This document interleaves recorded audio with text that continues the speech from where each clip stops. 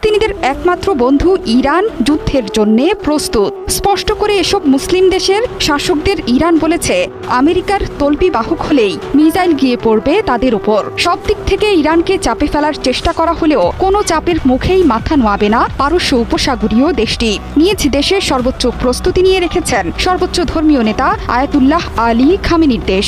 একের পর এক মহড়ায় মার্কিন হামলা ঠেকাতে প্রস্তুত ইরানের Islamic revolutionary guard corps IRGC।